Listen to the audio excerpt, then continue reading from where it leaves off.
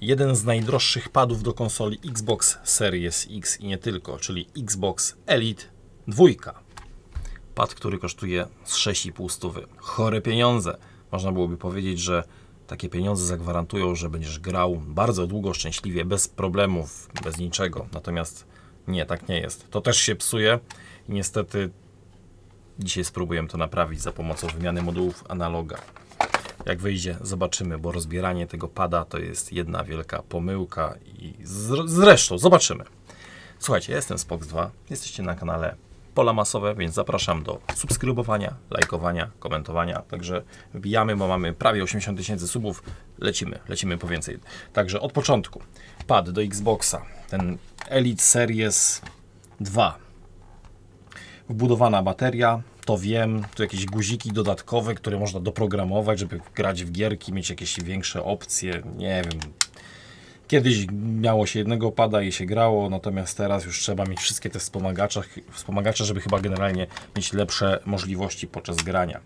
Może to działa, może nie, nie wiem. Nie jestem aż takim graczem, który by tego potrzebował. Natomiast co trzeba powiedzieć, ten pad super się trzyma w łapach. On jest cięższy niż standardowy pad do Xboxa. No i czuć tu pieniądz, czuć premium. Tak z zewnątrz to wszystko fajnie. Oczywiście on jest customizowalny, jak zwał, tak zwał. Czyli ściągasz sobie o cyk, pyk i chyba nawet to wymieniasz sobie te wszystkie elementy. No ale po co ja to będę gadał, bo każdy, kto ma Xboxa, no to wie o tym doskonale. Przy czym no, nie każdy wie, że to się psuje. I jak pad by kosztował, w sumie to i tak nie jest uczciwe, że płacisz za pada 2,5 stówy, używasz go, nie wiem, pół roku, rok i szlak go trafia. Tym bardziej, kiedy mamy do czynienia, kiedy pad kosztuje 650 zł. No ale cóż, podłączmy go sobie do kompa. Wchodzimy na stronę Gamepad Tester. O, ten pad już wykryło. Czekaj, Andrzeju, bo mi myszka zastrajkowała. O, dobra, mamy to. I słuchajcie, wklikamy test Circularity. No i prawy analog jest nawet spoko, 12,8%. To jest ok. Przy czym jak kręcę tym analogiem, w jednym miejscu tam się przycina on. Natomiast lewy analog, to zobaczcie, co się dzieje. O, 9%. Nawet złapał spoko. Ale tu nie chodzi o te procenty. Tu chodzi o pokrycie. Te kółko nie jest wypełnione w 100%. Mamy po prostu jakąś jedną wielką dramę. No i to tylko pokazuje, co jest grane. O, 10%, ale procenty nieważne. Większość lubi procenty, natomiast te procenty im niższe, tym lepsze. Więc raz lepiej działa, raz gorzej.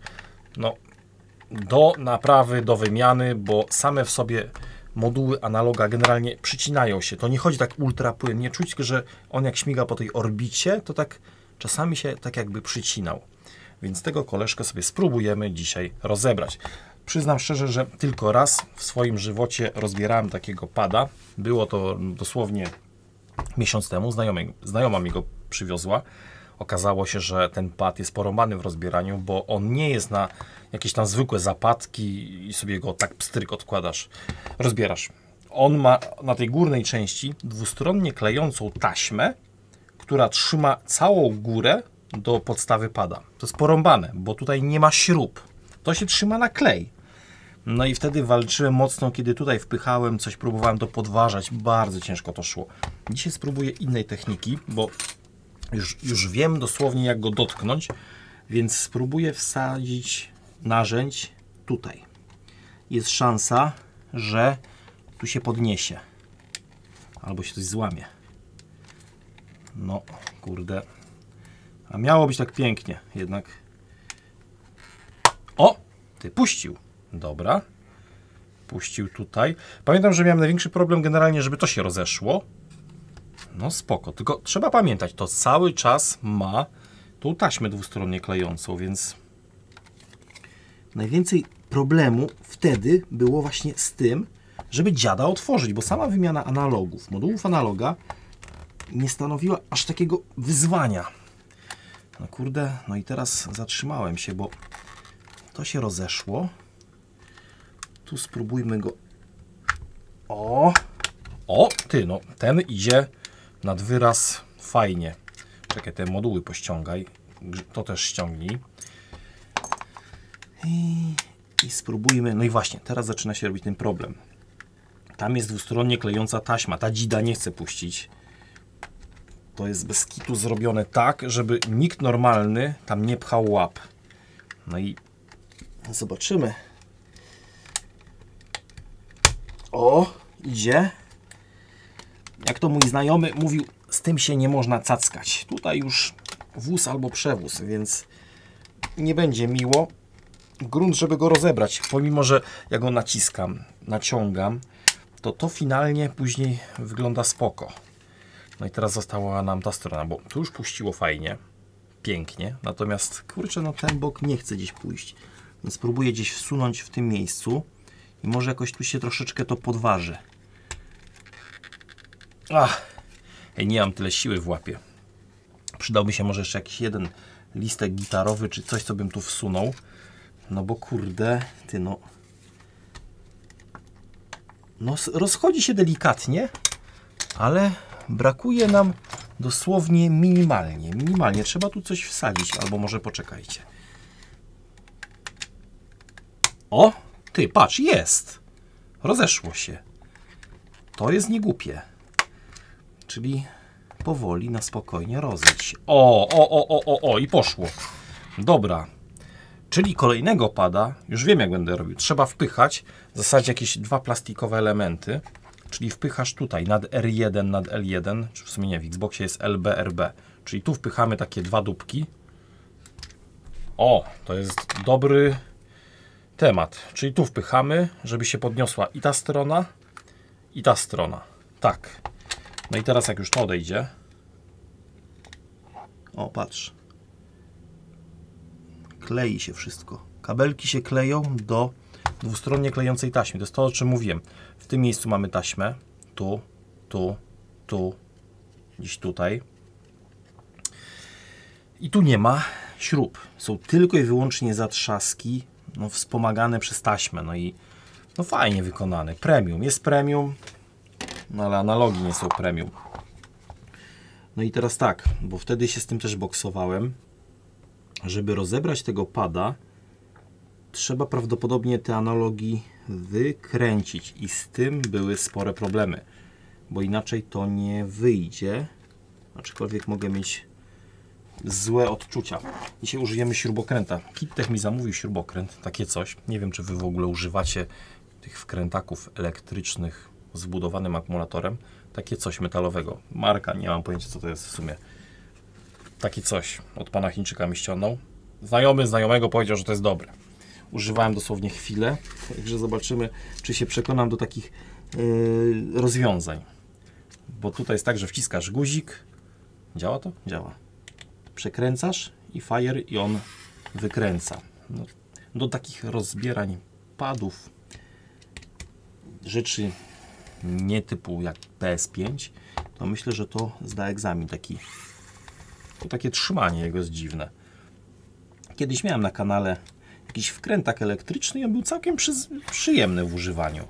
Tam inaczej fire działa, bo tutaj trzeba przekręcić ręką w lewo i on sam się odkręca. A jak chcesz zakręcić, to w prawo przekręcasz. Takie trochę to dziwne na początku. Ej, tu jest 6 śrub. Czyli tu wciskasz fire, przekręcasz. No i co? I nie pokręcił. O. Bita zabrało nam. Także zobaczymy. O. Come on. Także takiego pada rzadko się spotyka na serwisie. Przynajmniej u mnie, no mówię uczciwie.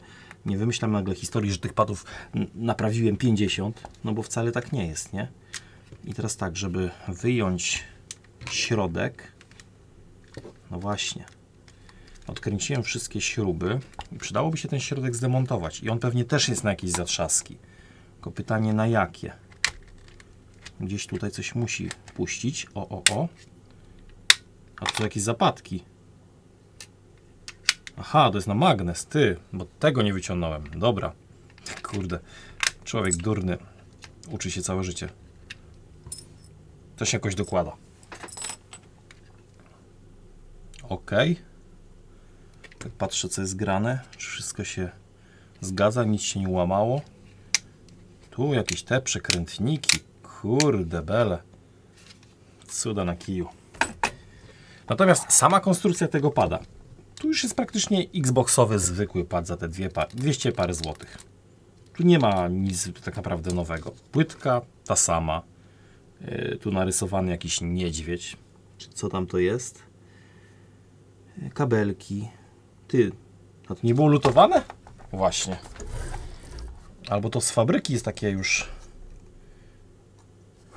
No kurde, troszeczkę to wygląda, jakby to mogło być, słuchajcie, naprawiane, bo kabelki w tym miejscu, no brzydkie.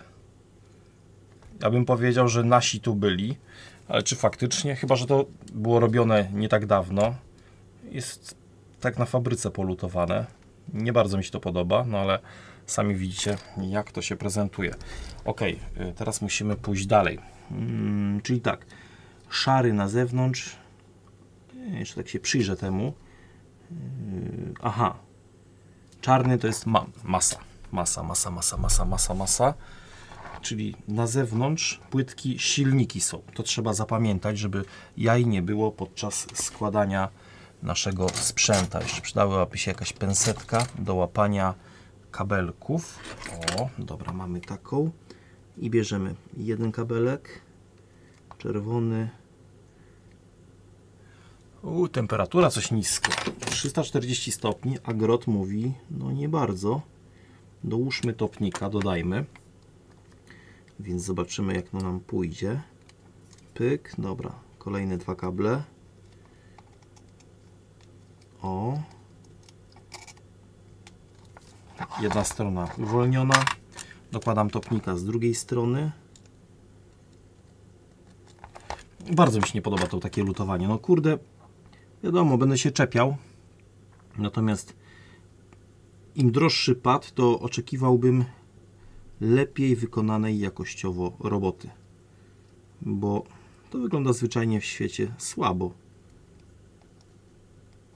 Dobra, te kabelki mamy. Teraz tutaj jest jakaś śrubka mniejsza. Jakiś tam Torx, kurde. Czy co tam by to było? Ty, tu pentaloby są w zestawie tutaj. Ale kurde jaja. Ej, to fajnie. Podejdzie to? Podejdzie. Czyli bita zmieniamy w tym wkrętaczku dziwnym. O. Wciśnijmy go, kurde. Ty, światełko jest. Ale jaja. Takie dziwne rzeczy. No z tym sobie radzi. Nie powiem, że nie. Te dwie śrubki, żeby potem wróciły na swoje miejsce. Dobrze by było. A i dzisiaj w sumie Aknesy montujemy. Aknesy, TMR, joysticki dla Xboxa Series. Do kupienia w KitTechu. Parę złotych to kosztuje, ale opłaca się. Dlaczego? Bo w zestawie tak naprawdę dostajemy i Aknesy, czyli moduł analogów TMR, plus grzybki. I z klientem uzgodniono, że wywalamy oryginalne te moduły, które są wymienne, te końcówki, montujemy te, bo klient nie chce zmiennych analogów, bo mu się to nie podoba. Więc klient nasz pan, robimy tak jak chce, więc montujemy ten zestaw, ten setup. Dobra. I jesteśmy to polutowane. Antenki od radia, od komunikacji lepiej odłączyć. Cyk, jedna. Kaman, druga. Teraz ta płytka. Nie wiem, czy to wyjdzie. Chyba nie wyjdzie. Tu trzeba podważyć. No i dupa. Czekajcie, bo tak jak wspominałem, raz jeden tylko demontowałem taką płytkę. Wymieniałem w niej analogi. I czy mnie to zrobi w bambuko? Jak to wyciągnąć? Bez modułów analoga, czy da się to wyciągnąć? A tu jest jeszcze taki bolec. A widzisz, on tu robi problem, czyli to trzeba wyjąć. O kurde, to siedzi mocno. Kurde. Jak zły. Aha, tam jest taki dupek, przechodzi. Jakbym zabrał tego bolca, to byłoby prościej. Natomiast w tym momencie jeszcze nie wiem, jak to stąd wyciągnąć. Przydałoby się prawdopodobnie jakoś to rozszerzyć. Nie wiem, nie wiem. No kurde. Muszę to przekminić, powiem Wam, bo trzeba ten element ściągnąć, żeby ta płytka wyszła. Ciekawe. Ok, chwilę się z tym poboksowałem, złapałem kombinerkami w ten sposób i tutaj delikatnie na boki podniosłem i ten cały trzpień, jak zwał, tak zwał, podniósł się i teraz prawdopodobnie będzie łatwiej nam ten moduł wyciągnąć. Chyba, no to tak strzelam. Może coś będzie go trzymało. A, no nie, to nic nie da. Dobra, czyli te nie, obramówki te dwie, ta wyjdzie, bo pod spodem nie ma płytki, natomiast ten element nie wyjdzie, bo tu są dwie płytki, nie przyciśnie się. Trzeba odkręcić cały moduł, bo te analogi są nakręcane. I pytanie, czy dam radę to odkręcić. W poprzednim padzie było strasznie ciężko. A, ty, to idzie, o patrz. Sorry, mogłem to od razu zrobić, a tutaj niepotrzebnie marnowałem czas. Dobra, jeden analog się wykręcił, bo tu jest taki myk, że one mają gwint. To jest bardzo ciekawe i środek tego modułu analoga jest metalowy. Wbrew pozorom to jest naprawdę świetnie zaprojektowane, tylko że niestety to się psuje. Co z tego, że trzpień masz metalowy, jak to jest dalej na potencjometrach i to nie jest to. Spróbujmy wykręcić drugi analog. O! No to już nie chce się odkręcić, będzie ciężej. Dobra, spróbujmy wyjąć płytkę. Coś tam nam lata. Ten trzpień, cyk. To już wyjęte. To zostaje. Tutaj jeszcze jest gniazdo audio, które przy składaniu tego pada musi zostać właśnie wypozycjonowane w ten sposób. O, tak. Ale z tym będę walczył potem. Czyli tak, to zostawiamy na bok. Dobra. I nas interesuje danie główne, czyli ta płytka. I moduły analoga. Moduły analoga są tu i tu. No i tak, o ile wylutowanie tego analoga jest mniejszym problemem, tak już ten będzie gorszy, więc najpierw tak, uchwyt. Uchwyt mam, słuchajcie, poprawiony. Termokurcze dane na ramionka, bo tam jęczeli w komentarzach, że co? Że rysuje laminat. Nie rysuje laminatu, bo generalnie jeżeli włożysz precyzyjnie płytkę i ją potem nie machasz w tych ramionach, to ci się nic nie porysuje, ale żeby nie było, to dodałem, lepiej dawać dobry przykład i tutaj się w pełni z tym oczywiście zgadzam. Czyli tak, te ramię może na bok, o tutaj, cyk. No i teraz usuwamy analogi. Aplikujemy najpierw topnik. Pyk. No i cyny dajcie.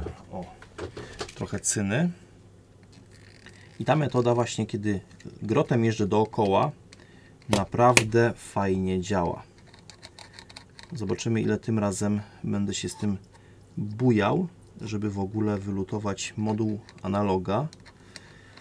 Laminaty odpadów od Xboxów Series X są o wiele grubsze niż w padach do PS5, więc tam się łatwo to ściągało, natomiast tutaj no jest walka. No dawaj, nagrzej to. Musi cyna najpierw złapać. Jak cyna nie złapie, to nie ma o czym mowy. Dobra, jeździmy dookoła. O. W ten sposób. No i na razie no nie jest fajnie. Chyba mam mam za niską temperaturę. 300 stopni. To robi dupę. Podbijam na 350 i za chwilę te 50 stopni zrobi nam robotę. Tak trochę mi to nie pasowało, że drętwo idzie. Już zaczyna się ruszać analog. Dobra, wyjęty dupek, jeden. Spoko. Teraz musimy usunąć drugi analog i robi się kuku. Dlaczego? Bo niestety w tym miejscu mamy czujnik. Hala. Dobrze mówię? Plus kondensator. I teraz kręcąc taką cyną dookoła, zawsze istnieje szansa, że tak naprawdę popełnię błąd i cyna mi zdmuchnie te elementy, więc będę próbował robić taki półksiężyc. Będę kręcił trochę w lewo, trochę w prawo. No i zobaczymy. Najpierw dodaję cyny na te pady. Niech się trochę to polubi ze sobą. O, cyna mi kapnęła. Nie. Nie lubię, jak mi cyna kapie na stanowisko, bo te maty serio nie lubią tej cyny. O, musi się wyrównać w miarę. Próbujemy. Także robienie padów do PS3, czy tam, przepraszam, PS4, PS5, kiedy masz grot i wszystko, jest naprawdę fajne. Natomiast pad do Series X-a, ten Elite cały, jest porąbany. I teraz muszę kręcić kółka. W lewo, w prawo. W lewo, w prawo. To uczy cierpliwości. Come on, come on, come on. Dawaj, dawaj, dawaj, dawaj, dawaj, dawaj, dawaj, dawaj. Ta cyna musi zacząć pracować. A ja... O. No dawaj, dawaj, dawaj, jeszcze trochę, jeszcze. O, i siadło. I mamy to. Usunięty został moduł analoga. Wiadomo, że trwa to, nie wiem, pół minuty czy tam ile. Nie wiem, ile czasu go demontowałem. Bo no nie chodzi o to, że o, zrób to jak najszybciej. Tu chodzi o to, żeby zrobić to bezpiecznie dla płytki. Więc taki jest target, że tak powiem. Do tego dążymy, tak? No i teraz trzeba będzie usunąć cynę spadów. Niestety te płytki to już nie są jak właśnie w PlayStation, będę się powtarzał.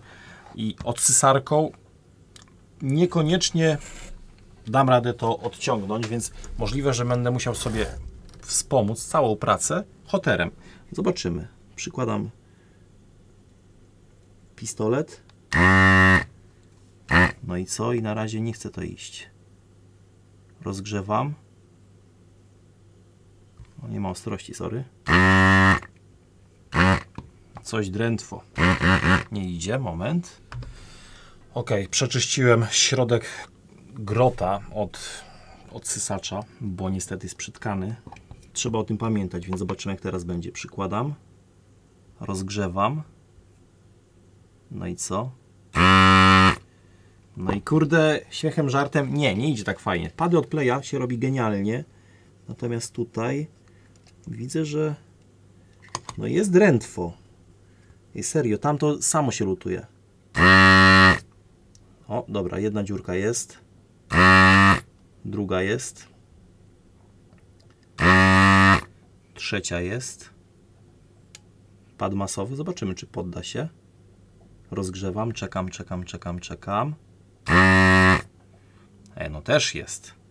Trzeba mu dać czasu, bo generalnie dopóki ta cyna nie rozpłynie się, nie dojdzie do jej rozpływu w całej przelotce, no to jest bez sensu, nie? Więc czekamy, ciągniemy. I znowu kolejny. Ciągniemy. Kolejny. Czekamy. Ciągniemy. Jak mamy szczęście, to wyjdzie to nawet sensownie. No i oczywiście najgorsze są pady masowe, które trzymają cały moduł analoga. Z nimi jest najwięcej zabawy. Ale tutaj tym razem nawet przyjemnie. No znośnie. Czekamy. Tego nie pociągnęło. Ja troszeczkę dodaję cyny, żeby zmiękczyć stop, osłabić go. Nasza krowa się odzywa. Jeszcze jak. No i kurde, widzicie, to jest rozlutownica Denona. Ona ma naprawdę moc. Jest spoko. Za te pieniądze myślę, że to jest uczciwa cena. Natomiast jeżeli jest mała przelotka, to ciężko jest z niej zaciągnąć cynę. I nawet tutaj, no kurczę, są perturbacje, na przykład z tej strony. Czasami trzeba sobie wspomóc robotę. No i w takim wypadku to od razu polecimy z tej strony.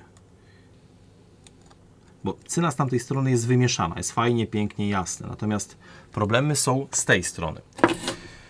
To coś Wam pokażę. Generalnie jak próbujemy z czymś walczyć, nie idzie nam. Najlepiej jest dorzucić, nie wiem, cyny niskotopliwej. Naprawdę nie zaszkodzi, a robota pójdzie zdecydowanie łatwiej. A jeżeli nie, no to przynajmniej kombinujemy z inną, świeżą cyną, nie? Więc dokładamy, cyk. Tutaj też używam teraz grota bydlaka, który jest oczywiście za duży do tej roboty. Trzeba zwracać uwagę na to, gdzie się go przykłada, w jaki sposób. żeby za chwilę czegoś nie zdmuchnąć, nie przesunąć, nie uszkodzić, więc trzeba myśleć, jakby nie patrzeć, bo głupio by było zepsuć takiego pada.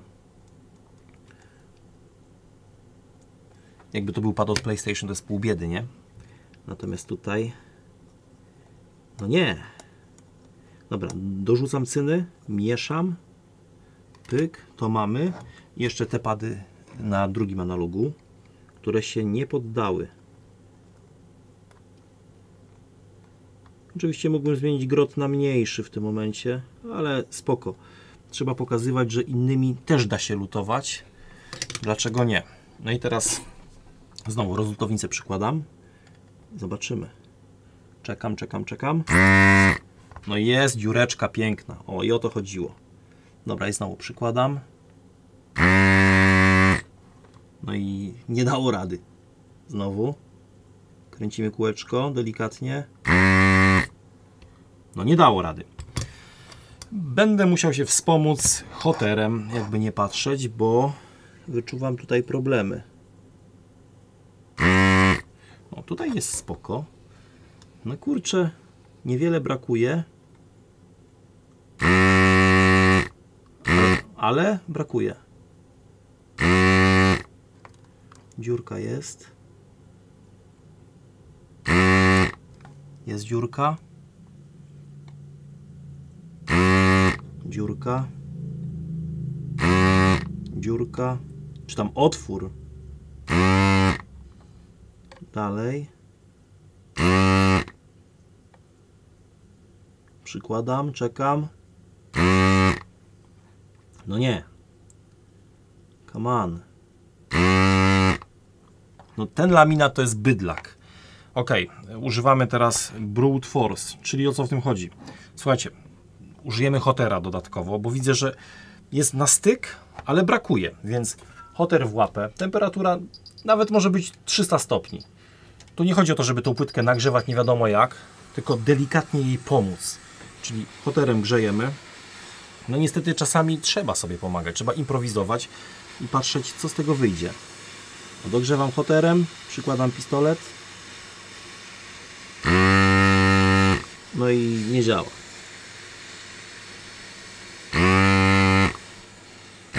Powoli. Chyba mi się zatyka moja rozlutownica, więc uno momento czyszczę ją.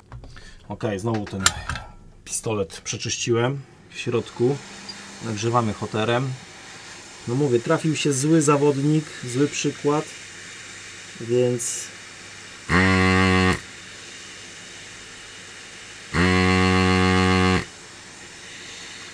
no nie chcę. Bez kitu, jak na złość pod taki materiał po złości. Tu poszło. Tu nie poszło. Dobra, lecimy dalej. Najwyżej poprawię, co się da później.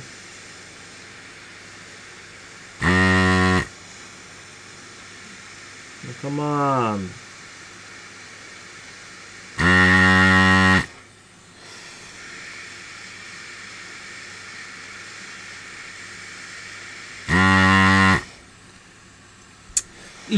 Idzie, ale problemy są.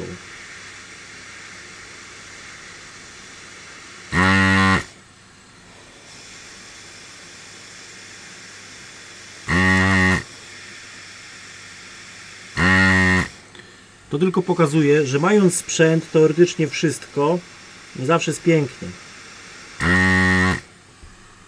Dobra, to mamy, jeszcze tu ostatni. Ok, ten jeden analog poszedł, natomiast w tym jednym, kurde, dosłownie w jednym miejscu w głowie się nie mieści. To się w pale nie mieści. O, tutaj. Ten dupek jest do poprawy. Nie lubię takich rzeczy, bo teoretycznie to wszystko powinno zawsze być tak, że przykładasz, cyk, jedziesz z tematem, jest ok. No nie zawsze tak jest. No patrz, dalej ta cyna nie puściła, no przecież to jest niemożliwe. Cyna jest tutaj, w tym jednym. Aż nie wierzę. Ale warto to pokazywać. Dlaczego? bo wiele osób się nauczyło oglądać filmy i myśli, że o, bo temu idzie na filmie tak elegancko. Dużo tych materiałów jest de facto pauzowanych, ktoś robi robotę poza kamerą, a potem się nagle pokazuje końcowo, że o, to poszło elegancko, łatwo. Nie, to wielokrotnie jest tak, że z tym się nie ma co pieścić i trzeba walczyć. A na tym kanale pokazuję jak jest, a jak wyjdzie gorzej, to trudno. Najwyżej wyjdę na głupka i tyle. Peszek. Dobra, rozrzutownica off. Możemy ją wyłączyć. Teraz tak, myjemy laminat. Przez to, że ja lubię czystość, często z tym przesadzam, ale jednak wolę teraz przemyć płytkę, bo nie chcę jej dotykać, żeby za chwilę być uwalonym topnikiem, bo denerwuje mnie topnik. Jakby nie patrzeć, ktoś, kto lutuje laminaty, to wie jak to jest.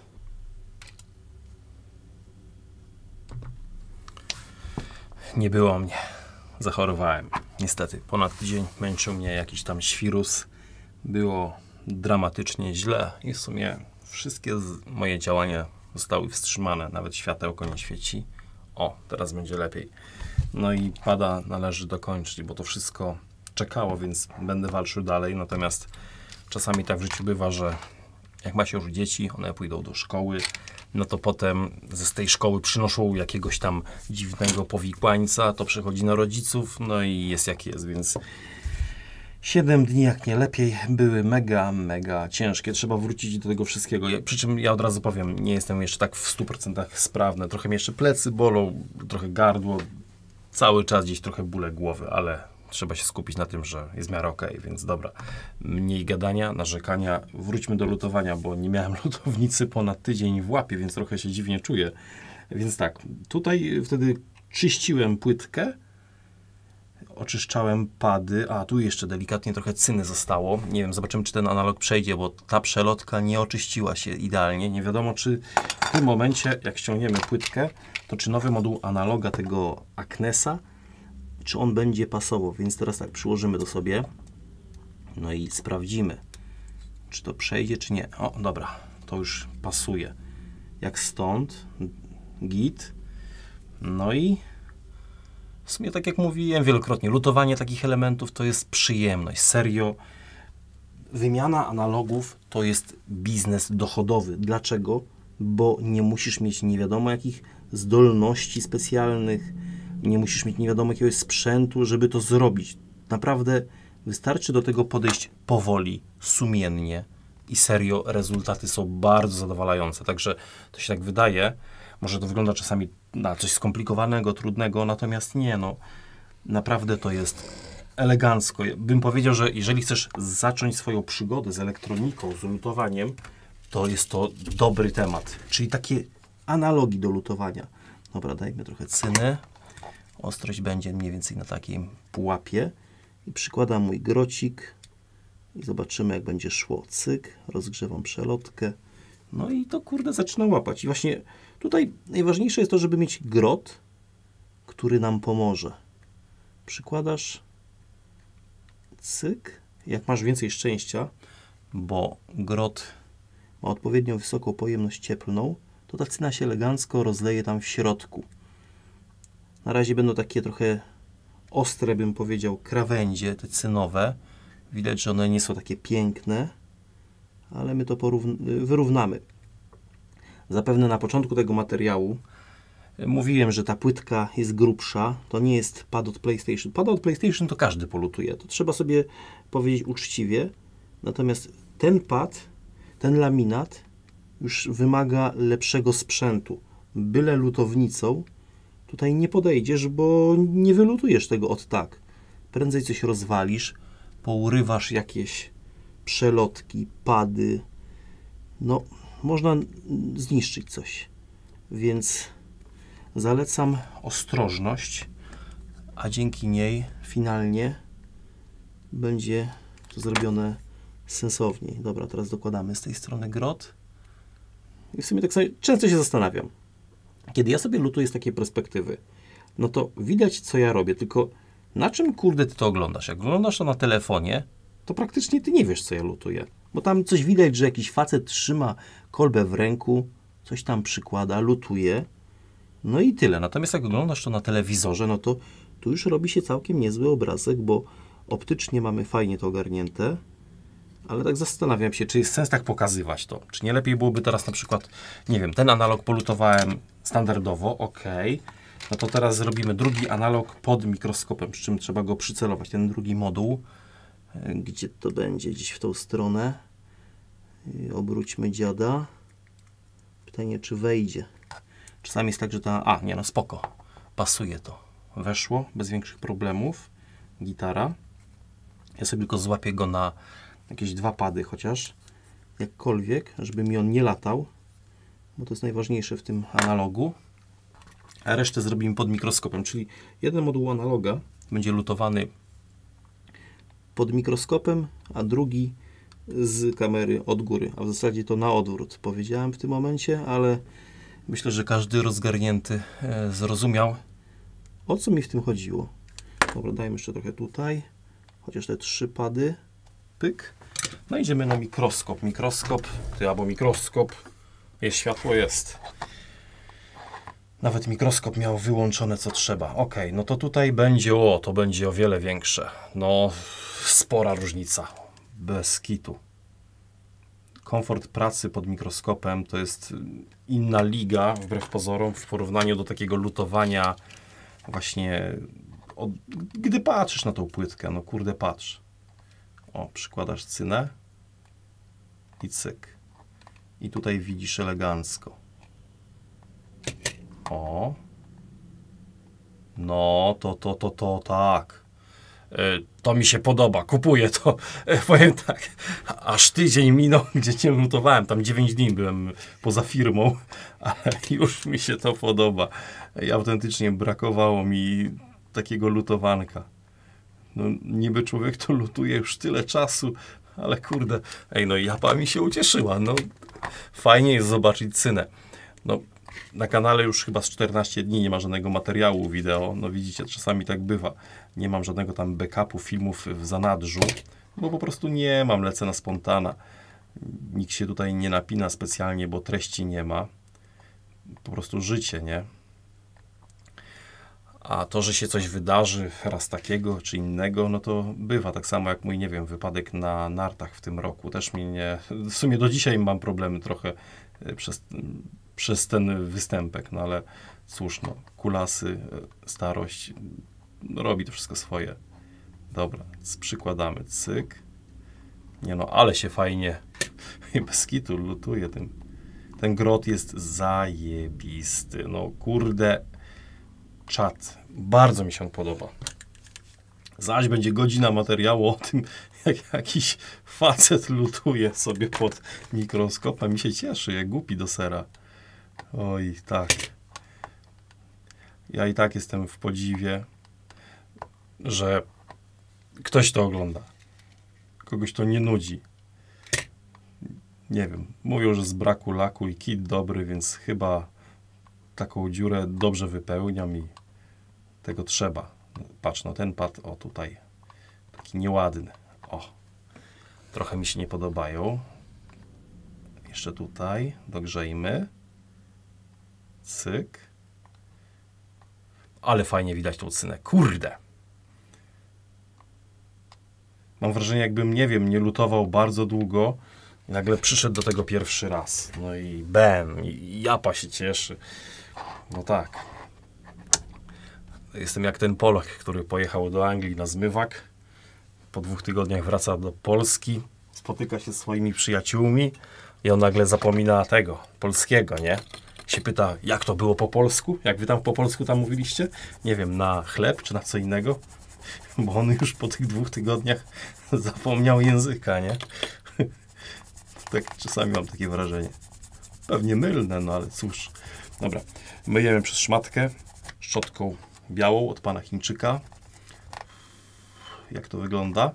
Trochę topnika zostało nam wokół tego czujnika Hala. Możemy to domyć i potem ponownie użyć naszej szczoteczki.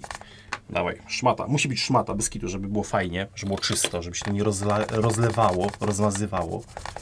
Oto cyk. Nadupcamy sobie szczoteczką. szmatką i finalnie ten pad nie jest najpiękniejszy. No to trzeba sobie uczciwie przyznać, że mogłoby być ładniej. Same te pady tutaj, to wszystko fajnie, te od potencjometrów. Natomiast, tu można się czepić, że faktycznie, popraw to. Natomiast powiem Wam jedno, to nie wpływa w żadnym stopniu na to, jak to będzie działało. Jest to tylko walor estetyczny, natomiast teraz nie wiem, gdzie mam moje obcinaczki. Najlepiej byłoby coś takiego obciąć. Najwyżej jeszcze skalpelem. Skalpelem przykładasz, ścinasz, cyk, jakby kogoś to, nie wiem, w oczy kuło. Można to delikatnie przyciąć, trochę jak THT typowe. Niech sobie będzie. I tutaj jeszcze skalpelem. Come on. Jeszcze ten jupek. Come on, żeby palca sobie nie uciąć, bo będzie kolejne zwolnienie. W sumie co ja mówię? Ja nie byłem na zwolnieniu, po prostu siedziałem w domu. Dobra, to mamy. Słuchajcie, teraz tak, trzeba to wszystko poskładać z powrotem. Kabelki polutować. Przyznam szczerze, że tak jak mówiłem chyba na początku, zbyt wielu tych padów nie robiłem do tej pory, więc tu łatwo jest popełnić jakiś błąd. Tu widzę, że jakaś folijka była taka. Coś takiego. Tu z kolei była inna. Czekajcie, bo tu nie ma autofokusa. Cyk. Kurde. No i tak, żeby złożyć tego pada, potrzebujemy gniazdo słuchawkowe. To jest to gniazdo. I to gniazdo jakoś tak dziwnie leży w tej konstrukcji. Poczekaj, bo to idzie w tę stronę, a gniazdo jest tutaj. Ale to jest porąbane, czyli gniazdo sobie leży luzem. Tak jakby, patrz, na gnieździe jest takie wycięcie, tutaj. I to się kładzie na tym kondensatorze, ale jaja, patrz. Coś takiego chyba. Czy ja mylę? Czekaj, kolego. Jak to ma kurde być? Tak się zastanawiam, o co tu chodzi, ty? Nie pamiętam. Jak takie gniazdo niby miało tu być podłączone? W tym miejscu było gniazdo. Poczekaj. Ta płytka w oryginale leci w tę stronę, tu. Złącze się muszą tam zapiąć. Tam jest 2 gniazdka w środku, w tym padzie. Więc jak to nam się... ale poczekaj.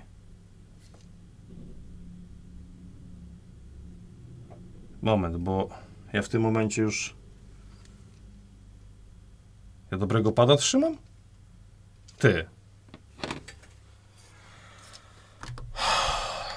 To jest pad od Xboxa 360. Ten pierwszy. To nie ten pad. To ten pad. I gniazdo z niego wypadło. Dziwne by było, jakbym to złożył. Dobra. Teraz tak. Właśnie coś mnie trochę dziwiło mnie, że te gniazdo leży tu. Czyli dobra, to jest mój inny pad do Xboxa. Czyli to jest zwykły pad do Xboxa. A to jest ten Elite V2. Sprawa rozwikłana. Normalnie Molder i Scully musiał tu być potrzebny od samego początku, żeby mi pomóc, bo faktycznie kiepsko z myśleniem. Teraz tak, jeszcze możemy takiego pada dodatkowo przeczyścić. Te guziczki, posprawdzać, czy się klika elegancko. Tu jest OK. Folia. Ten krzyżak cały. I teraz będzie prościej. I słuchajcie, bo tak coś mi nie pasowało, czyli te gniazdo ma... tu wycięcie specjalne. Właśnie tak. Normalnie jestem geniuszem. Serio, że wpadłem na to, że to nie ten pad. Bym tak przykładał, kurde, nie wiem, 5 minut i okazałoby się, że dalej nie pasuje. Ciekawe, czy ktokolwiek z Was, kto to oglądał, od razu wiedział, że to jest inny pad, czy jednak nie. Tak oglądasz, myślisz, pasuje, nie pasuje, bo ja nie wiedziałem. Nie zrobiłem tego celowo. Po prostu ten pad gdzieś tam się tutaj zawieruszył. No i tam w tamtym padzie są 2 gniazda, a w tym padzie jest jedno gniazdo na środku. O tam. Jest jedno gniazdo podłączeniowe. Ok, teraz tak, trzeba by było to jakoś wdusić. Cyk, wdusiłem. Gniazdo wskoczyło. Blat jest brudny, nie podoba mi się on. I teraz tak, te kabelki idą w określonej kolejności. O panie, tu jakimś drewienkiem to wduś, żeby nie uszkodzić. Postaram się, żeby ten materiał nie trwał ponad godzinę, wiecie. Zobaczymy. Ok, tu wkładamy jedną antenkę, drugą antenkę. Ostrości nie ma, sorry. Kabelek, patrzcie, ale w ogóle to jest fajnie wykonane. W laminacie są wycięcia na ten przeklęty kabelek. No, genialne, genialne posunięcie. Aha, czyli to można odsunąć. Dobra. I teraz, o, patrz, to jest wszystko tak szyte na miarę. I wciskasz. O, wejdziemy na mikroskop. Bo tego nie... Ojeju, coś lampa przestała łączyć. Aż mi po gałach przywaliła. No i dobra, chodzi o to, żeby antenka cyk, była podpięta tutaj. I zobacz, ten kabelek nie ma luzu nawet 7 mm. Tu wszystko jest na styk. I to bardzo ładnie jest skomponowane. Naprawdę robi to robotę. Ok, to jest podpięte. Tamto jest zalutowane. To wszystko... A, tu mi się zagięło coś. Czekaj. Jakaś blaszka się przygięła trochę. Moment, bo one są takie, że od docisku... Dobra, będzie git. Niechaj będzie. Co dalej? Śrubeczki. Musimy wkręcić tą śrubkę i tą. Dobra. Także teraz użyjemy tego wkrętaczka śmiesznego, czy jak się to włączało. I śrubki. Jego się przykręcało paluchem, tak? Teraz zobaczymy. O! Śmieszne rzeczy, te wkrętaczki, serio. Takie niespotykane. No ale cóż. Technologia idzie do przodu. A, nie w tą stronę. Więc...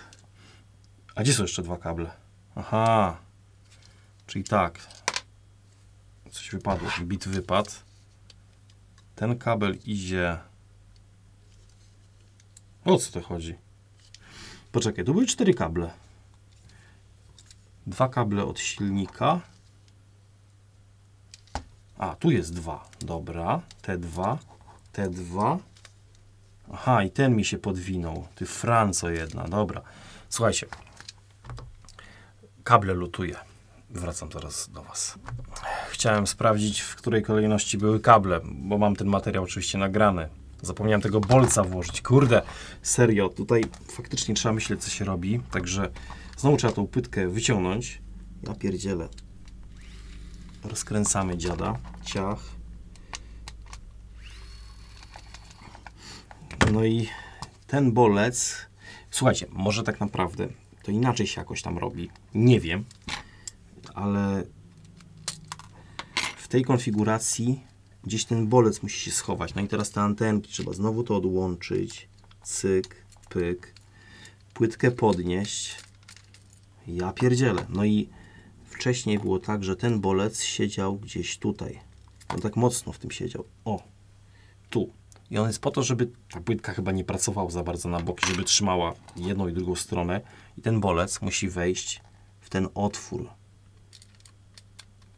No kurde, też to nie jest takie na logikę. Może to się inaczej składa, tu po prostu ja nie umiem. Natomiast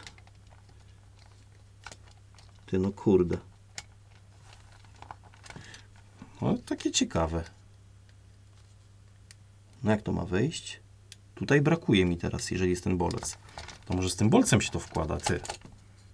Może to się najpierw bolec wkłada, cyk. Coś takiego masz? Tak strzelam, no nie wiem. Tak jak wspominałem, drugi raz w życiu robię pada Elita. Raz robiłem tego Elita V2, a teraz sobie V1 robiłem, a teraz V2. No i o, teraz to wejdzie, cyk. No i coś takiego. Czyli wychodzi na to, że jeżeli tego pada rozbieramy, to warto byłoby ciągnąć od razu za tego bolca. Tak, czyli za niego ciągniemy, żeby go podnieść, bo wtedy miałem problem w ogóle z wyciągnięciem tej płytki. No i tak było. Serio, nie zmyślam. Także tu podepnij, te gniazdo siedzi, to jest najważniejsze. Czyli tak, jeszcze raz, kabelkologia. Te kabelki, cyk, te i te lutujemy. Najpierw tak, skręcamy pada. No i teraz polutujemy te kabelki.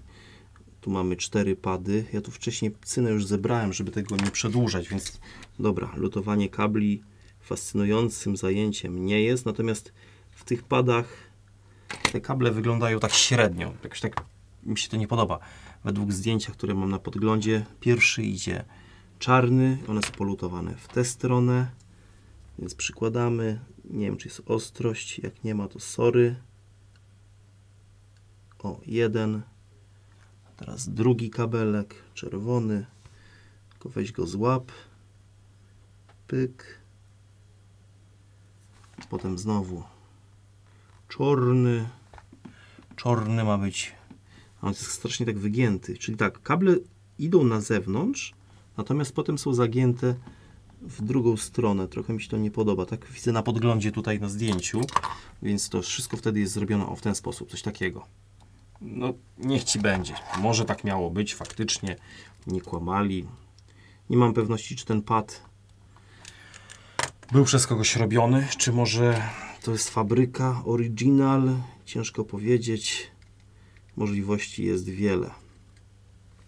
Ale jakby mi ktoś by powiedział kiedyś, że ja będę pokazywał wymiany analogów w padach, ja to będę nagrywał, no to kurde, mógłbym nie uwierzyć. A tu jednak nigdy nie mów nigdy.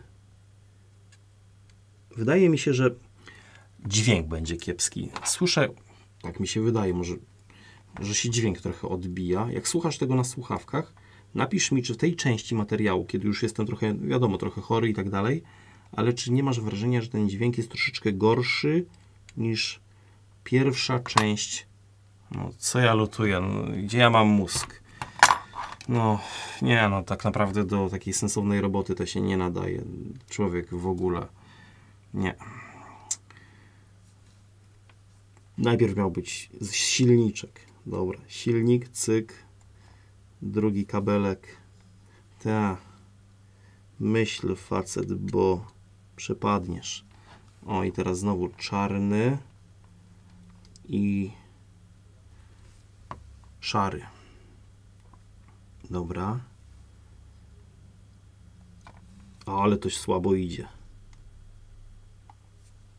No ale czasami muszą być te gorsze naprawy, słabsze, gorzej wykonane, żeby był też kontrast, żeby zrozumieć, że każdy też jest człowiekiem, a ja nie będę tutaj nagle robił tylko super fajnych, dynamicznych treści, bo tak ma być. Nie, no to mówię, ten kanał troszeczkę innymi prawami się rządzi. Do czego innego służy. Mało ludzi w ogóle rozróżnia, że to jest w ogóle inny kanał na YouTubie. Myśli, że to jest dalej kanał Wielki Elektronik. Nie, to jest kanał Pola Masowe. Ja sobie tutaj pogadam, popitolę po swojemu i tyle, bez przycięć. Życie. Ok, wkładamy jeden ten dupek. No, super, że pokazuje. Druga antenka. Cyk. Siadło. Kable mamy polutowane. To możemy w ten sposób wstawić. Ten tak samo. No i teraz reszta tego pada. Taki pad oczywiście warto by było, jak ma się go już rozebranego, to co zrobić? Przeczyścić go. Przynajmniej przejechać mu tutaj dookoła szmatką. Czasami jest ten brud. Natomiast w tym padzie czystość jest dosyć dobrze zachowana. Nie ma takiego syfu typowego dla sporej części padów. Widać, ktoś dbał o takiego pada. I tu nawet nie ma co. Często właśnie na tych rogach, o tutaj, w tych szczelinach jest bardzo dużo brudu. Ja i tak zawsze staram się to czyścić na tyle, na ile to jest możliwe, żeby to po prostu później wróciło do klienta, żeby wyglądało. Jeden doceni, drugi nawet nie zauważy. A trzeci powie, że pad wrócił brudniejszy niż trafił do serwisu, co nie jest prawdą, ale nie chcę się kłócić, bo to nie o to w tym chodzi. Co tam buczy? Dobra, tu czyścimy.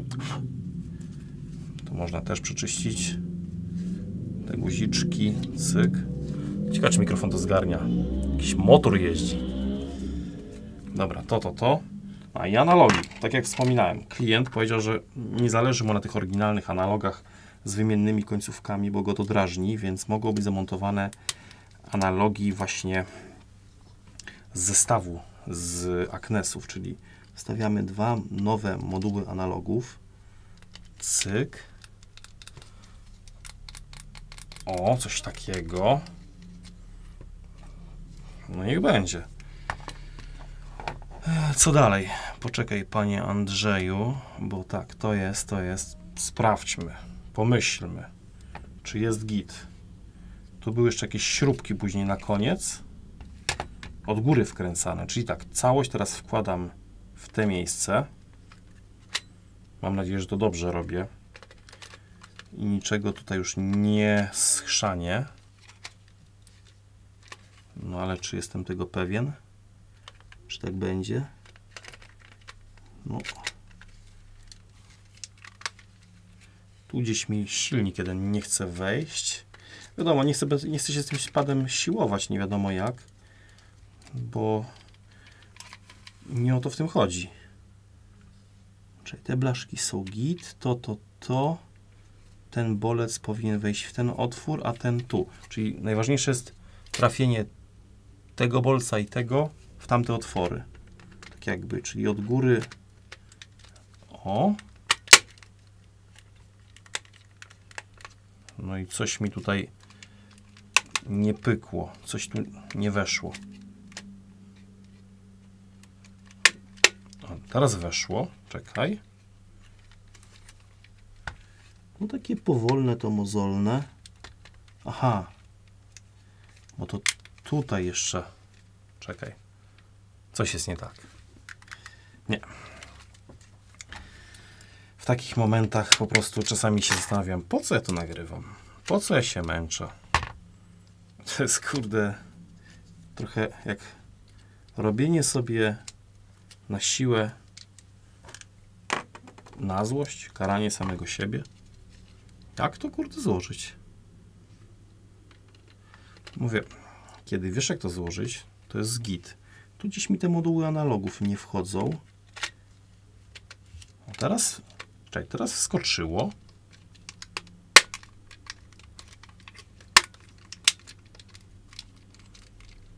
Nie.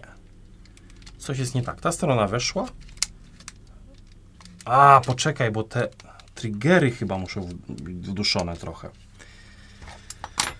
Aha, dobra, panie kolego. To jest, kurde, ciekawe. O, patrz, teraz się zakleszczył. Nie będzie chciał wyjść. No, bez kitu. To normalnie siedzi jak zły. No i co? Bezsilność. No nie chce wyjść.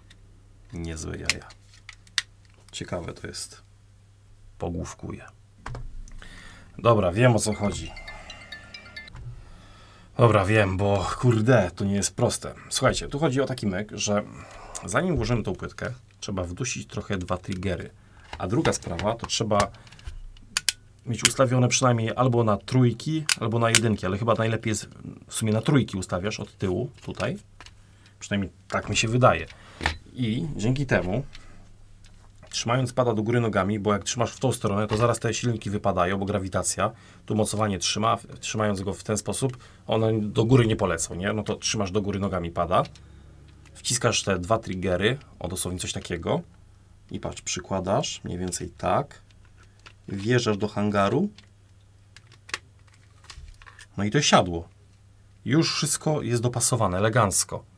A ja się wcześniej męczyłem, no bo wiadomo, trzeba takie rzeczy przekminić. No i okazało się, że nie jest prosto. Teraz tak, bit, zmieńmy bita. Wkręćmy, tu było 4 z 5 śrubek, albo 6 nawet. Więc jak się to wciska? Jedna śrubka. No i co? I będzie godzina materiału z kurde, naprawy pada. To nie są żarty, to są fakty. Tak bywa, tak po prostu bywa. I tyle. Ale ten pad naprawdę to nie jest rzecz, którą poleciłbym komukolwiek do rozbierania od tak. To jest skurczybyk, który psuje krew i w porównaniu do padów od PlayStation, serio, to jest inna szkoła jazdy. Tu jest o wiele gorzej. Gdzie jest jeszcze ta jedna śrubka? Tutaj, czyli tak, raz, dwa, trzy, cztery, pięć, jeszcze ostatnia śrubka, szósta tutaj. O! Kurde. Dobra, złapało. Ok, tak jak wspominałem na początku, klej, taśma dwustronnie klejąca, łapie tu i to złapie, plus zatrzaski jakieś. Zatrzaski żadne nie są uszkodzone, uszczerbione, więc przykładamy.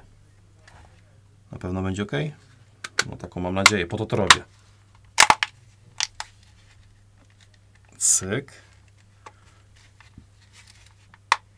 O, sprawdźmy, czy jest pokrycie wszędzie. Tu jest gdzieś taki trochę zniekształcony, ale pewnie się wyrówna. Dobra, ok. Teraz tak, ten krzyżak cały. Pyk. No i co dalej? W tym momencie przydałoby się takiego pada, oczywiście, co zrobić? Skalibrować, bo on po podłączeniu do kompa nie będzie działał idealnie. Oczywiście, że nie. W tym celu podłączymy pada. Pokażę Wam, jak się zachowuje pad w tym momencie w tej aplikacji Gamepad Tester, czy jak ona tam się nazywała. Ok, stronę mam wczytaną. Pada teraz podpinam. Mam nadzieję, że go wykryję. Oho, coś tu nie taka strona. Reklamy. Dobra, wykryło pada. Tu nam wyskakuje jakaś strona, menu Xboxa. Daj żyć. No i zobaczcie, środka nie mamy idealnego. Odpalamy test Circularity. No i mamy 16% i mamy 18%, czyli co jest do dupy, jest źle. Bo tego pada trzeba skalibrować. Kalibrację pada robimy poprzez albo konsolę, bo możemy pada podłączyć do Xboxa Series X, czy tam starszych modeli, i go skalibrować, ewentualnie przez Windowsa. W Windowsie pobieramy aplikacje, akcesoria Xbox. Tak pamiętam, więc zaraz zobaczymy, wpiszę sobie akcesoria. Dobra, jest akcesoria Xbox. O, miejsce 1, 2, 3. Ten pad ma on ma 3 profile. Kurde, nie wiedziałem takich rzeczy. Spoko. Profil. Kurde. Ty, bo teraz to ja już zbaraniałem. Edytuj. Patrz, co się dzieje. O, nie widziałem tego. Kurde, patrz, wszystko konfigurowalne, ale bajery. Lewy drążek. Co to jest krzywa czułości? Ty, a tego to ja już...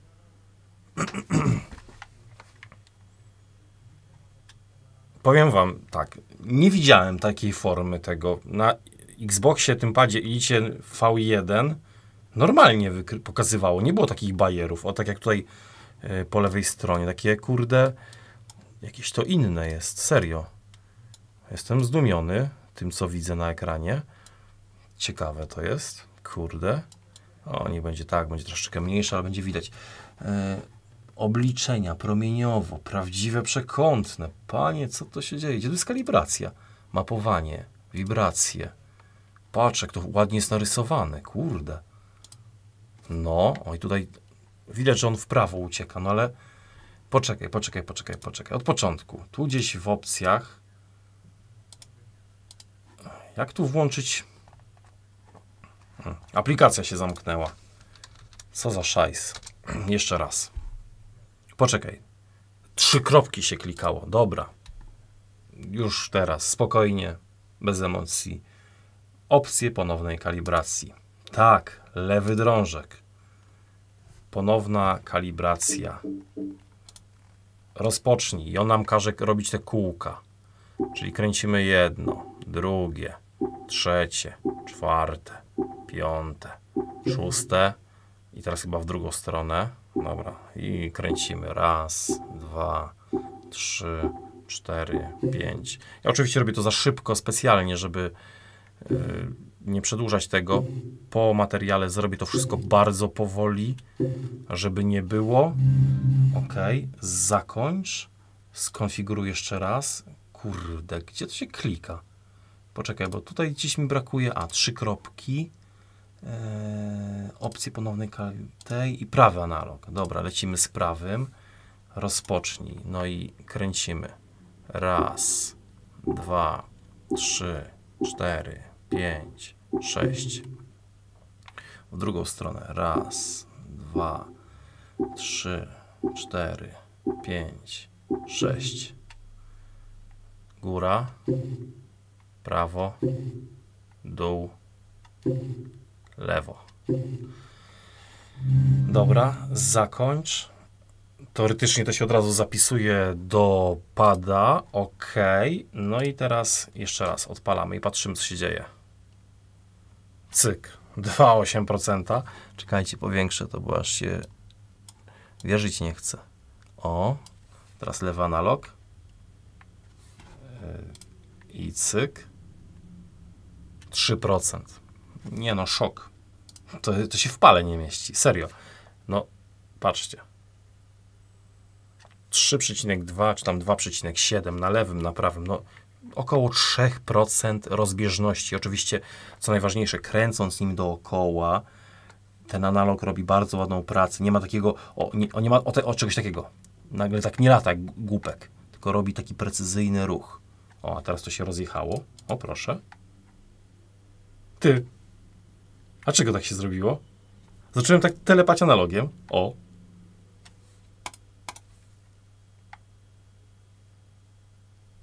Ciekawe. W tym momencie dowiaduję się czegoś nowego. Odłączę pada. Pad jest bez baterii. A nie, on jest z baterią wbudowaną. Ty. Właśnie. Kurde. Ciekawe. Dobra. Jeszcze raz go podepnę. Może jednak te analogi w tym padzie wcale tak dobrze nie będą działały. O, ten się skalibrował źle. Tak jakby nie zapisał tego. Natomiast lewy jest git. 3%. No to jeszcze raz odpalamy tą aplikację. Co jest grane? Panie, drogi kolego, prawy analog nas Bambuko zrobił. Ponowna kalibracja. Lecimy z tematem. Cyk. 1, 2. Sorry, nie pokazuję. 3, 4, 5, 6. Już wam to pokażę tutaj. Cyk. Na podglądzie, nie ta strona. Ale jestem dzisiaj, kurde, opóźniony. Tragedia. Jest takie powiedzenie, że jak człowiek jest chory, to serio, lepiej jest w domu siedzieć i nie wkurzać ucha. Bo to widać, słychać i czuć. Dobra. Zakończ. Ty, może tą aplikację trzeba zamknąć całkiem. No i jeszcze raz tutaj odpalmy. Przycięło mi. Nie wiem. Przycina strona. Komputer nie wyrabia. No dobra, mamy 2,8, 2,9. Jeszcze raz. W lewo i w prawo. Cyk. Nie no, te pady się kalibrują mega. Ok, pada odłączam. Co to, Volkswagen jakiś się pojawił? Leasing. Podpinam jeszcze raz. I patrzymy. 2,8, 2,9, 2,6. No jeszcze lepsze wyniki ma, panie. Także udało się wymienić. Tak, udało się wymienić moduły analogów. Co się udało jeszcze zrobić? Udało się go skalibrować za pomocą aplikacji akcesoria Xbox, aplikacji dedykowanej Microsoftu. No i taki pad wraca do gry. Powiem tak, fajnie jest to wykonane, podoba mi się to. W ogóle fajna jest ta faktura tego pada, jego się tak naprawdę dobrze trzyma. Jakby się dało kupić takiego pada uszkodzonego, znaczy taki pad z analogami, które mają porozwalane środki, jakby dało się go kupić za 200, to bym z chęcią coś takiego nabył. Natomiast wyczuwam, że w Polsce, skoro nowy pad kosztuje 650, to z taką usterką pad będzie kosztował na bidę połowę wartości. Jeszcze do tego sobie dolicz usługę wymiany, czy we własnym zakresie, czy przez serwis i to się robi już nie takie opłacalne.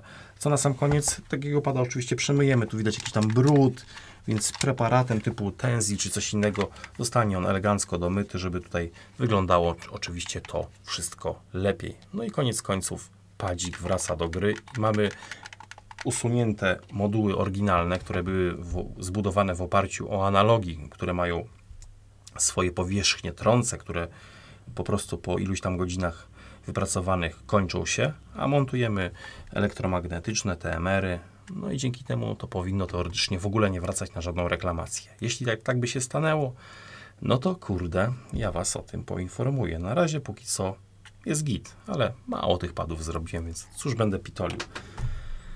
Kończę. Materiał jak materiał. Naprawa tak samo. Jak się komuś to podobało, te męczenie samego siebie i Was, przepraszam Was za to. Po prostu tak bywa czasami. To cóż, łapa do góry, komentarz. I napisz komentarz, czy już koniec z padami. Już więcej nie nagrywamy padów. To był ostatni pad? Czy jeszcze jakiegoś pada chcecie? Więc proszę o feedback z Waszej strony. Dziękuję. Był z Wami zmarnowany Spox 2. Cześć, hej.